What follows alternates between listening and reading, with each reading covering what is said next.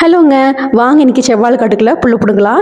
நெழல் கட்டு வரைக்கும் இந்த மாதிரி புல் வரும்னு சொன்னாங்க. எங்க தோட்டத்திலேயே அழிக்க முடியாத ஒரு புல் வெரைட்டி அப்படின்னா இந்த கோயம்புத்தூர் போடு தான். நாங்க இதை கோயம்புத்தூர் போடுன்னு சொல்லுவோம். எனக்கு ஆக்சுவல் பேர் தெரிலங்க.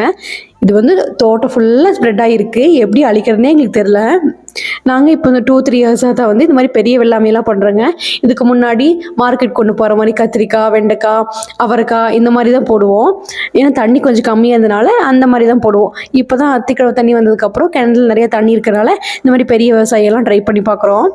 லாஸ்ட் டைம் வந்து கரும்பு போட்டிருந்தோம். இப்போ செவ்வாழைக்கன்று போட்டிருக்கோம். நிறைய செவ்வாழைக்கன்று பட்டு போச்சுங்க. அதுக்கு பதிலாக G9 வெரைட்டி இருக்கு இல்லையா, அந்த கன்று இப்போ தான் போட்டிருக்கோம். இப்போ தான் வந்துட்டுருக்கு பாருங்கள்.